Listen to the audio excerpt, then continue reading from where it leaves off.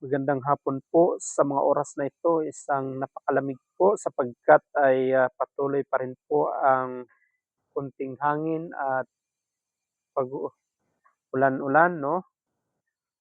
Bagamat, may mga ulan-ulan po 'no, naranasan natin sa hapong ito ay patuloy po tayo share po ng salita ng Diyos. So ang pag-usapan po natin sa hapong ito ay makikita po sa Book of First Chronicles chapter 28 verse 9. Kung saan po ang mensahe po dito, kung bibigyan po natin ng background ay patungkol po sa isang tagubilin ni, King David kay King Solomon.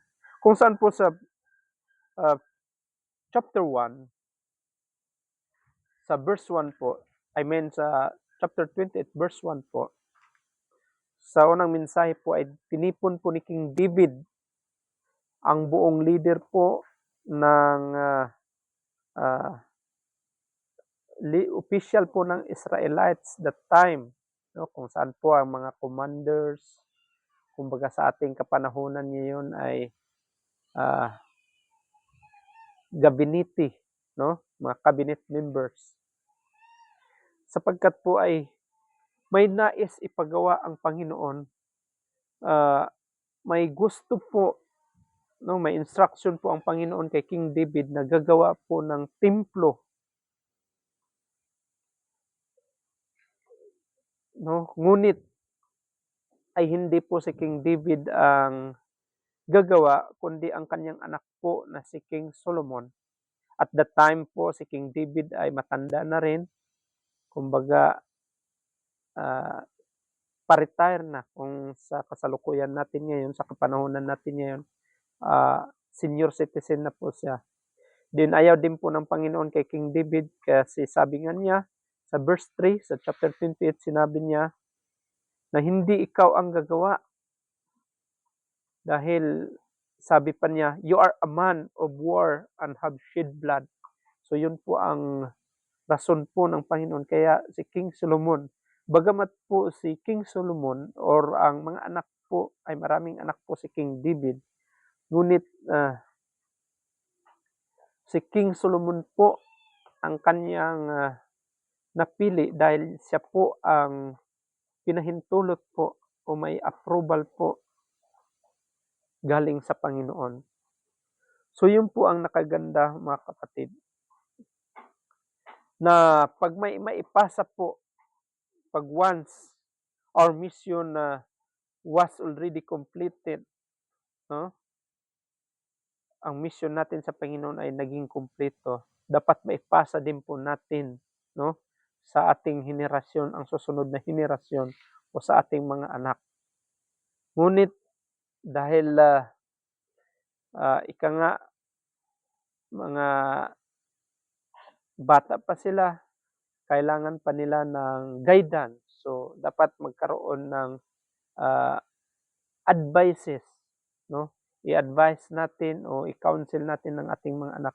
Gano'n din po ang nangyari kay King David that time, 'no, na kailangan pagsabihan niya, kailangan bigyan niya ng tama na instruction ang kanyang anak na si King Solomon kung ano ang dapat gawin.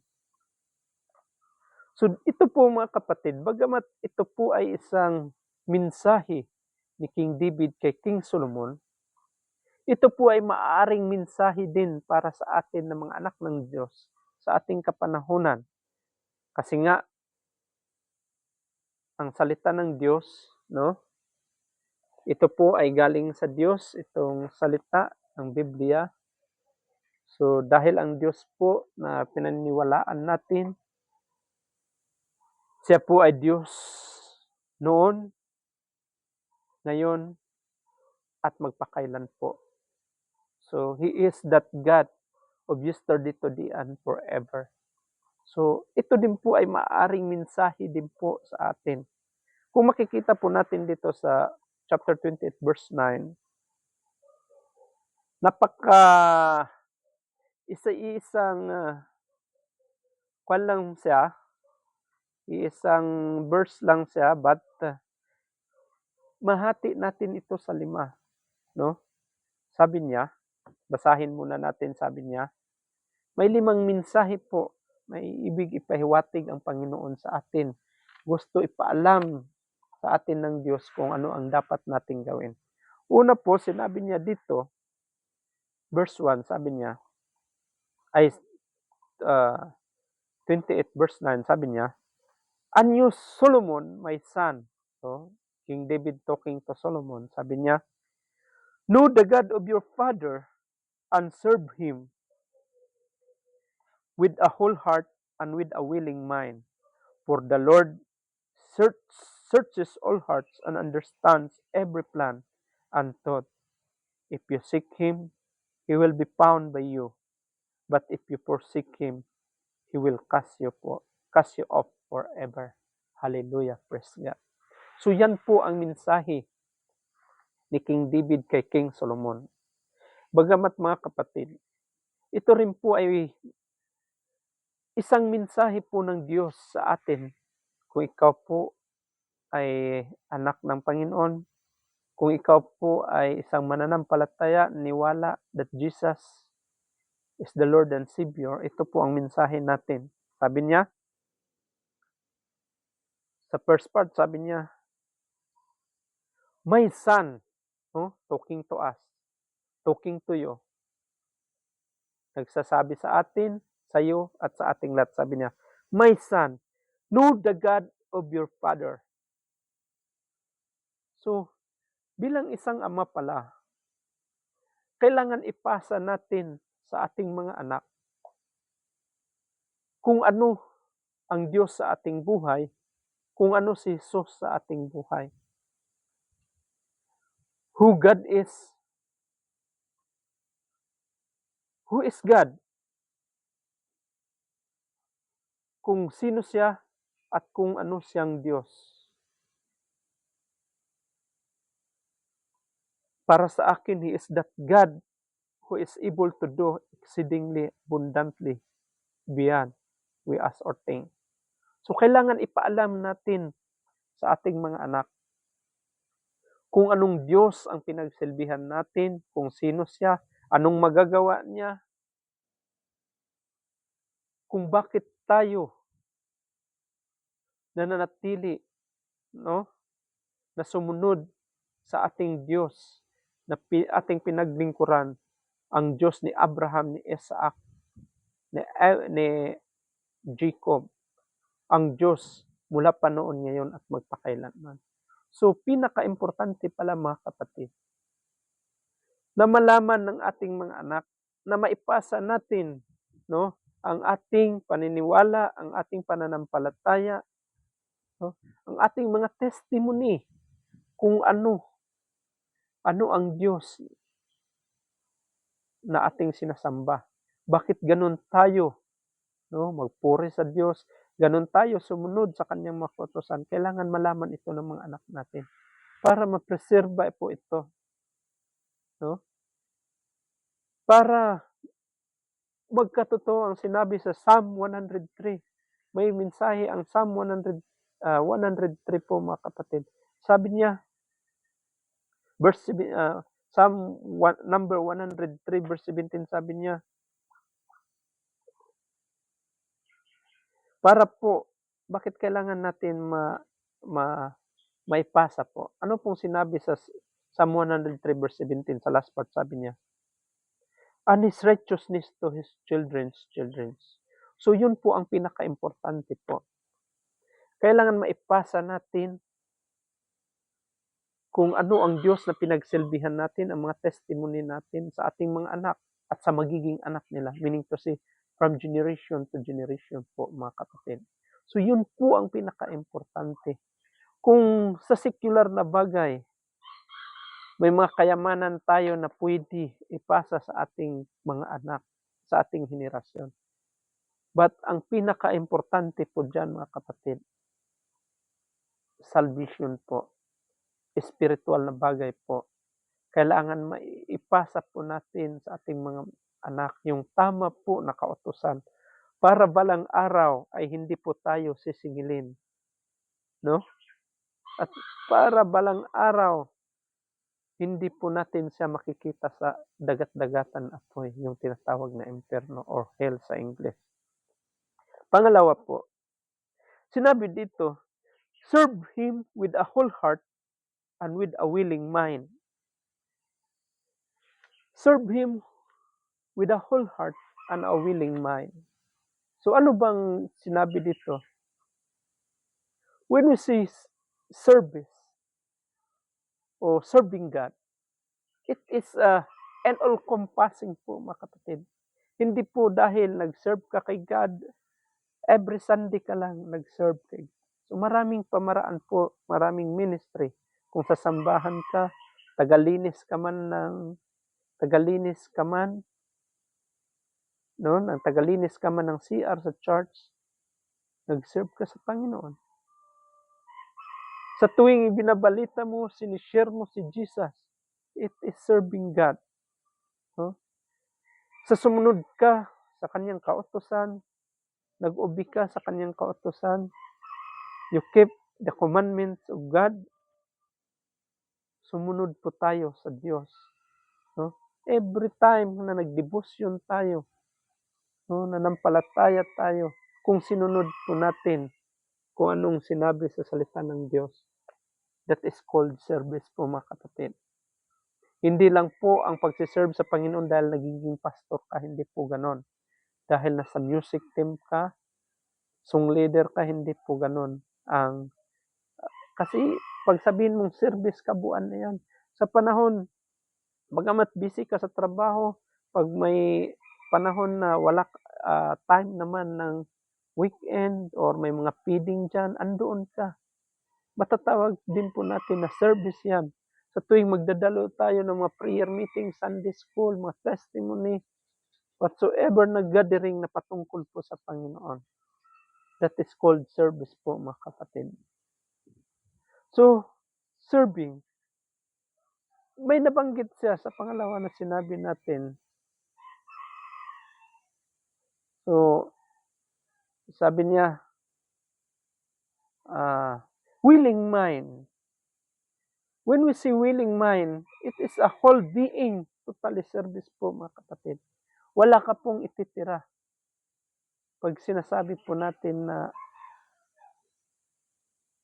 willing mind po mga kapatid, wala po tayo preserve po, kundi ang buong puso po natin, ang buong buhay po natin, totohanan po tayo sa Panginoon. Wala pong 50-50 mga kapatid.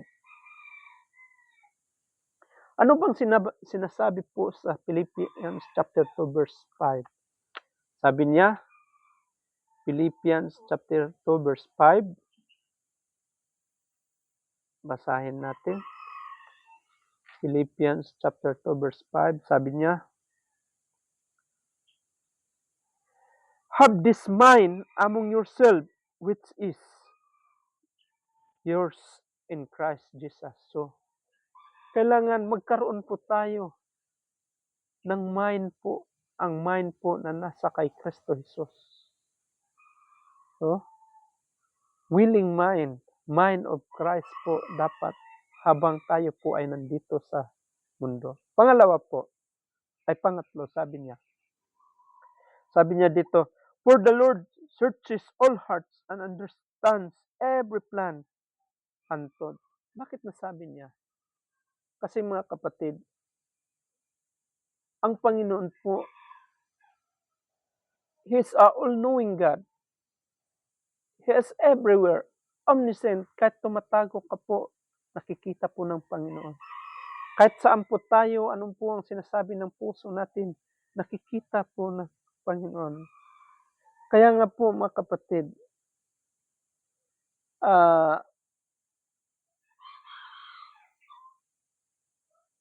sa Psalm 44:21 ay may binanggit sa Isaiah, sabi niya, your thought, ang thought ng Panginoon po, no, masigit kaysa thought ng tao po. Anong sinabi niya sa Jeremiah 11? 33:11 rather, anong sinabi niya? Sa book of Jeremiah, buksan po natin. Anong sinabi niya sa Jeremiah? For I know the plans for you. Plans not to harm you. Plans to give you hope and a future. Basahin po natin para sigurado. Jeremiah chapter 33 verse 11. May binanggit po ang 33:11. 33:11. 33:11. Sabi niya,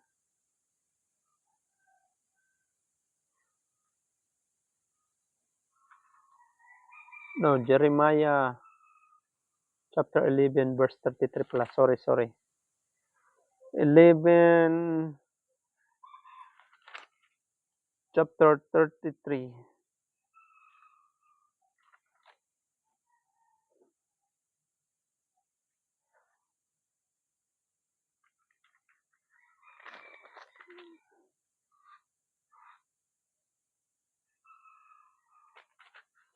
$29.11 pala yun. Nako. 29:11 pala. Sorry. 29:11.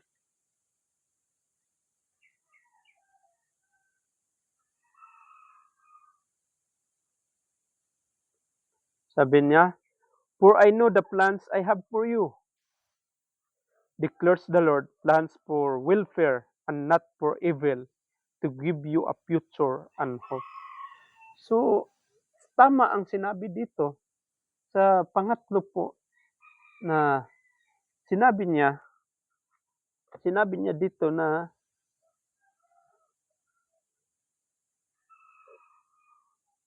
for the Lord searches all hearts and understand every plan. So, for I know the plan I have for you.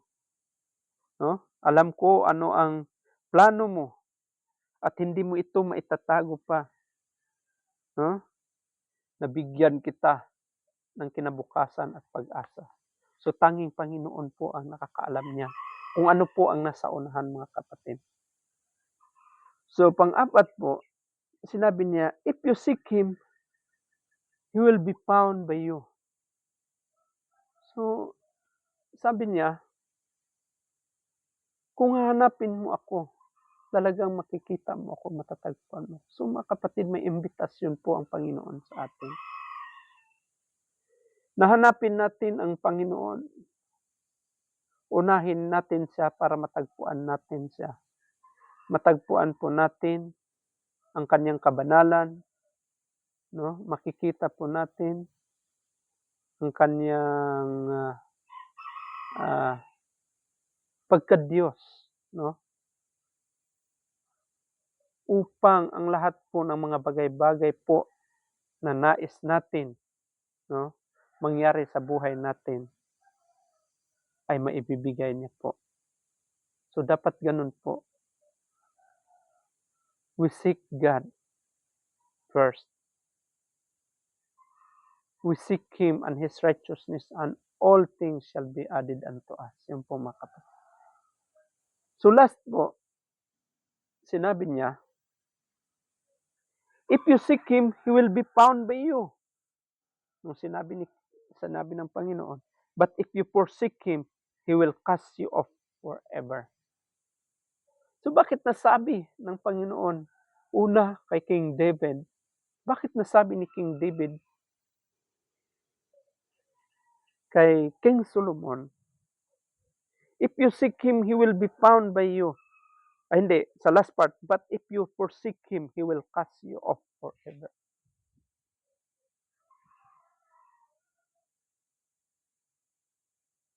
So pag in-neglect pala natin ang Panginoon, itatapon pala tayo ng Diyos, no, para pala tayong basura, no, iiwan pala tayo ng Panginoon. So bakit nasabi ni King David, gaya ng sinabi natin kanina kay King Solomon, Marahil mga kapatid, sa mga kaninunuan po sa forefathers po ni King David ay nabanggit po sa kanya kung ano po ang testimony, kung ano po ang experiences ng mga Israelites that time. Kung bubuksan po natin sa Book of Numbers, chapter 14. I think in the nasa verse 23 po nag-umpisa. Kung paano po ginudge ng Panginoon, kung paano po kinurse ng Panginoon ang Israelites that time. Nung sila po ay nag-rebelled po, nung nagkaroon po sila ng rebellion against God. No? Kung matatandaan po natin, only Caleb and Joshua po nakapunta sa Promised Land dahil nag-disobey po sila. So, pag ipursik natin ang Panginoon, marahil po nasabi ni King David dahil na-experience din niya na judgment talaga po ang mangyayari pag baliwalain natin ang Panginoon. So yun po ang mga mangyayari sa ating mga kapatid. Ito po ay reminder sa atin na bilang isang mananampalataya po, bilang isang born again Christian. Lastly po, may binanggit po ang Panginoon sa church, no? Church in Laodicea. Sabi niya may binanggit siya sa Revelation chapter 3 verse 16, sabi niya, "So because you are lukewarm, neither hot nor cold, I will spit you out of my mouth." So, totoo pala, pagbaliwalain natin ang Panginoon, isusukat tayo, gaya tayo ng isang lukewarm. Kung ang pananampalataya po natin ay hindi po true and true, hindi po 100% po ang ating pag-iisip, ang ating puso, ang buong pagkatao natin, body, soul, and spirit, kung hindi po tayo 100% nanampalataya po sa Diyos, isusuka po tayo. Din saan po tayo pupunta? Sa chapter 20, I think, sa Revelation chapter 20, verse 15, may binanggit siya doon. Anong sinabi niya doon? May binanggit siya. Sabi niya sa 20,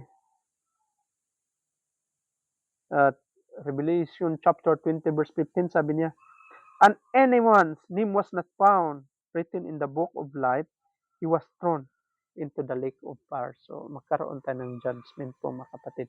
Yun po ang kalalabasan natin dahil sinukat tayo ng Diyos, dahil wala tayo sa listahan, dahil binaliwala tayo. So, yun po ang mangyayari tayo. Pupunta po tayo sa dagat-dagat. Pupunta ka kung sino man ang hindi sumunod sa Panginoon. Yan po. So, yan po mga kapatid ang lesson, no? Bagamat ito ay mensahe po ni King David sa kanyang anak na si King Solomon dahil sa ipapagawang templo ng Diyos, bagamat ito din po ay mensahe po, general po, no, sa kabuuan po ito na mensahe, maging bata ka man, no, young people ka, matanda ka, as long as ikaw po ay nasa Diyos na, dapat patuloy po natin, no, magpatuloy po tayo sumunod sa ating Diyos na buhay. Maraming salamat po, naway sa hapong ito ay may nakukuha po tayong aral patungkol po, no, sa mensahe ni King David kay King Solomon, na ito din po ay mensahe ng Diyos para sa atin. Magandang hapon. God bless po.